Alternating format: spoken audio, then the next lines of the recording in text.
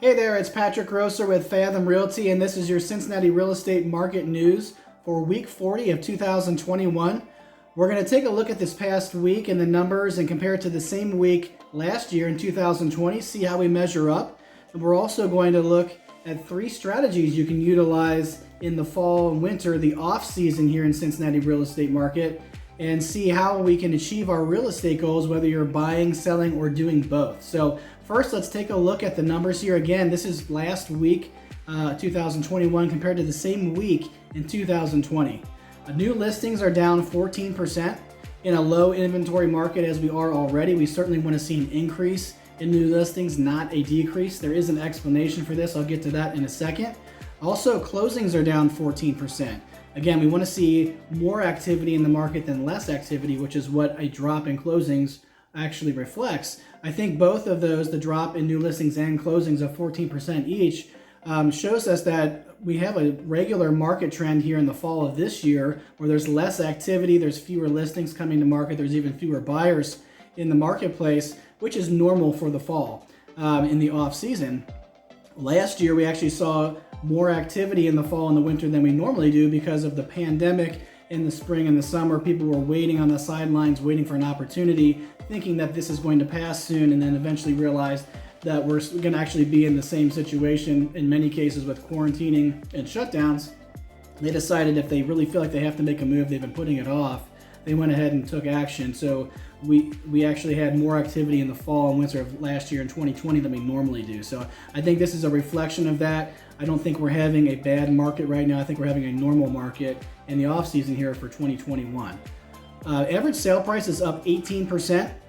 So that's a number we've actually heard before. That's kind of the average, 17 or 18% average sale price increase compared to last year. So that does mean that your home is actually worth about 18% more than it was the same time last year, even if all you've done is maintain your home, not even improve it. So that's great news for homeowners. That's obviously bad news for buyers as home prices continue to increase and have done so week to week, month to month throughout this entire year, more so than usual. It's becoming more and more unaffordable for buyers to, especially if they're first-time buyers, to get into their first home because they don't have the equity from a home sale to help them. So that's discouraging for buyers, especially first-time buyers. But the silver lining for them has been historically low mortgage interest rates, which we've recently heard news that they may be actually rising here as early as the beginning of next year in 2022. So if that does happen, I think that'll put some downward pressure on pricing. That doesn't mean we're going to level off with sale price increases. It doesn't mean that home prices are going to plummet or anything like that. There's not going to be a huge crash or anything.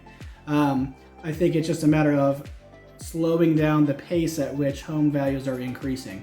And I think even if you're a homeowner and you're not looking to buy, of course you want to see your home price rise as much as possible, but I think we would all agree that 18% home price increases year over year is probably an unsustainable number.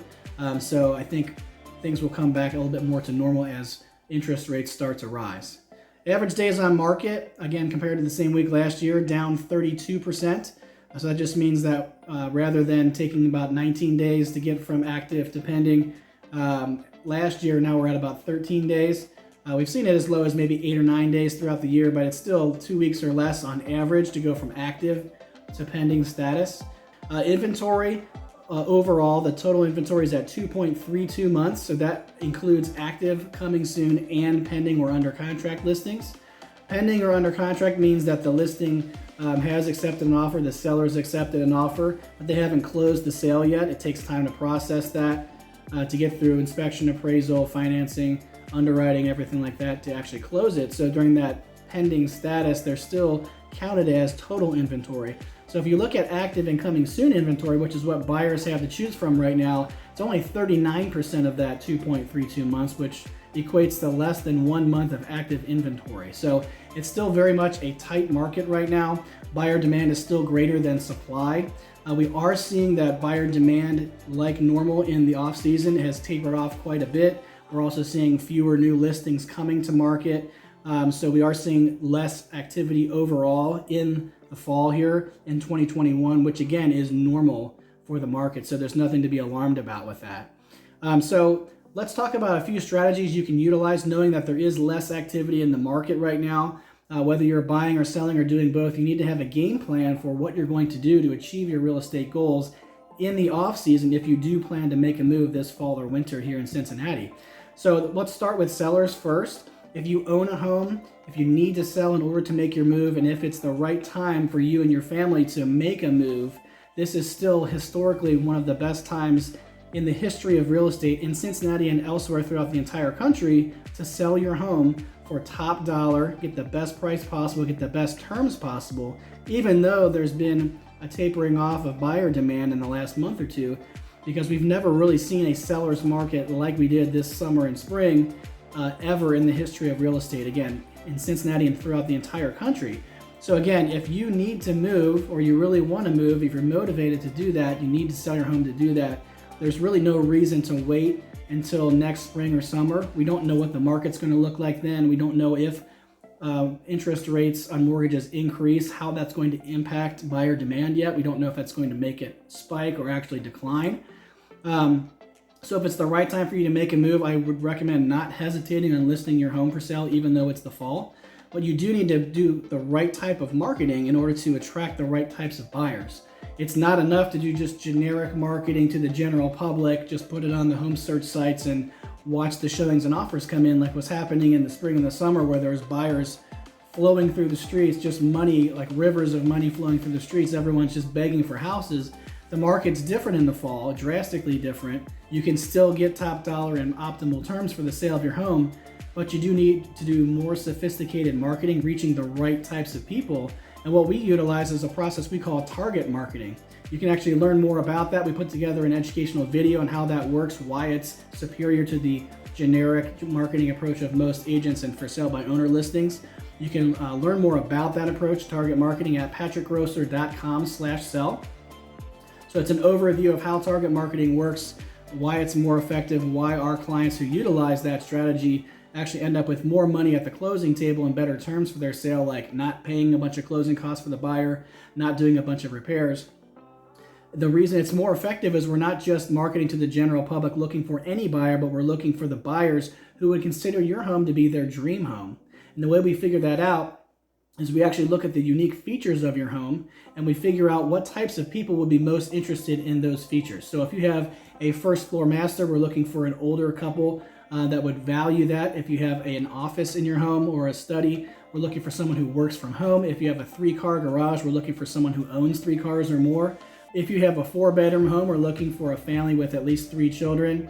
If you're in a target school district, we're looking for a family with school-age children. So there's a lot of examples of how we can look at the features of your home and match those with the right people. We not only want to reach those people on the home search sites, we actually want to reach them on social media and in direct mail through advertising that we do. So we do spend more money to promote our listings when our clients choose target marketing, and that's why it's more effective, because we're reaching the right people and we're presenting to them the perfect home for them. So you can imagine if you're in their shoes, even if you're not actively searching for a home, but you're browsing social media, or maybe you look in your mailbox and there's a listing that looks like it's your dream home. It's exactly what you're looking for. There's no compromises. It's everything you thought you would want in a home. And so even if you weren't actively searching, you probably want to at least take a look at it. And then if you look at it and it's everything you thought it would be in person, then you actually, even though you may not have been actively searching, you may be motivated to make an offer and make a move, because we don't know, because of low inventory, we don't know the next time your dream home is going to come around. So as a seller, you have to understand the buyer's perspective on this. You want to make sure you're reaching not just any buyer. You want to reach the right types of buyers, get the best price and terms for your home, and the process by which you can do that is called target marketing. Again, learn more about that. Check it out at patrickgrosser.com/sell. Now, by the way, we've got a couple other links there to educational videos. None of them are we going to require your contact information. We're not going to try to sell you anything on those. We're just educating you. We hope that if you like the information, if it's helpful to you, if it prompts you to make a move, whether you're buying or selling or both, that you may reach out to us and consider our help in achieving your real estate goals. If you're thinking about buying a home, even if you're not really ready right now to write an offer or to make a move, but you want to keep an eye on the market, the fall and winter market, the off season, is a great time to do that, because there's fewer buyers. Sure, there's fewer listings, but there's far fewer buyers by comparison. And so we've actually seen in the last month or two quite a bit of a shift of leverage from sellers to buyers. Now, it's still very much a seller's market, low inventory. Buyer demand is still greater than the supply of homes, but it's not as severely slanted towards sellers as it was a month or two ago. So we're actually seeing we're able to get some buyers under contract on their dream home for less than list price, which was absolutely unheard of a month ago or 2 months ago.